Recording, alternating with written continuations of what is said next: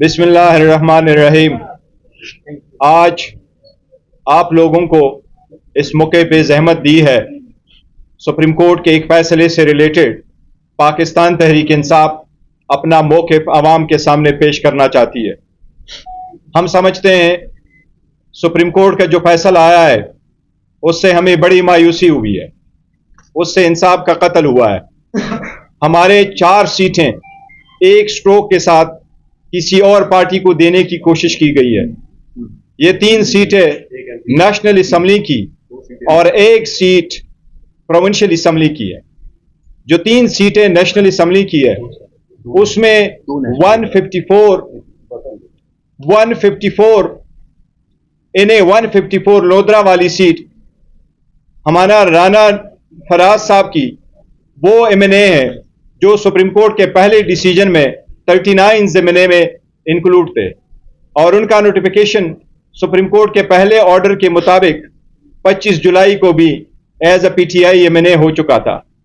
बाकी 2 MNA साहिबान इन्हें 79 गुजरांवाला से एहसान विर्क साहब और NA 81 बिलाल साहब गुजरांवाला से दोनों ने अपने एफिडेविट PTI के हक में सबमिट कर दी थी।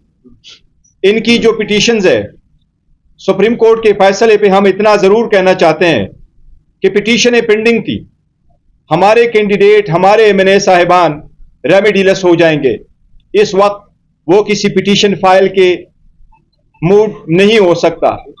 उनके बिहाफ से पिटीशन इलेक्शन ट्राइब्यूनल में नहीं हो सकता। इलेक्शन ट्राइब्यूनल में पिटीशनें पेंडिंग थी।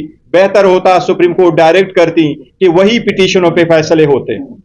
इस स्टेज पे जबकि कंसोलिडेशन का प्रोसेस कंप्लीट हो चुका था, रिजल्ट टैली हो चुके थे, रिजल्ट अनाउंस और नोटिफाई हो चुके थे, MNA साहिबान ने ओथ ले लिए थे, इसी सरकमस्टांस में इसको रिवर्स करना हम समझते हैं इंसाफ के तकाजों के मुनाफी है। इसी तरीके से कई साजिशें पाकिस्तान तहरीक इंसाफ के खिलाफ हुई। पहली प्लान यही था कि इनसे निशान ले ले, ये सारे सीटें खत्म हो जाएंगी, नजरिया खत्म हो जाएगा। अल्हम्दुलिल्लाह 8 फरवरी को आवाम ने उस प्लान को नाकाम बनाया। फिर कोशिश की गई प्लान B की तरह कि रिजर्व सीटें इनको ना दी जाए। अल्हम्दुलिल्लाह रिजर्व सीट में भी हम कामयाब हो गए। अब एक और रिकाउंटिंग की आड़ में कोशिश की जा रही है कि हमारी जीती हुई सीटें इनको कन्वर्ट किया जाए और उस जीत को डिफीट में तब्दील किया जाए। ये ऐसी रिकाउंटिंग हुई थी कि मैं आपको बताऊं, लोधरा में जिस वक्त नोटिफिकेशन हुआ और नोटिस आया कि इसकी रिकाउंटिंग करे तो एक दिन के अंदर अंदर 4 घंटे रिकाउंटिंग करके 14,000 हमारे MNA साहब के 1,34,000 से वोट कम करके 1,20,000 पे लेके आए।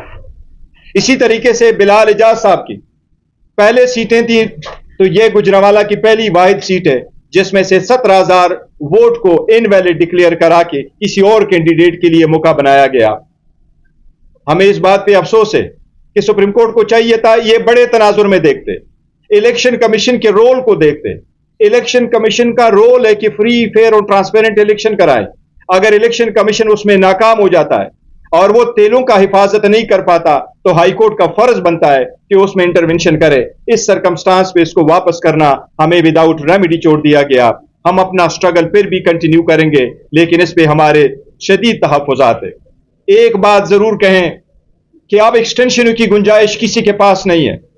हम हुकूमत से मुतालिबा करते हैं कि चीफ जस्टिस आने वाले की फिलफोर नोटिफिकेशन की जाए।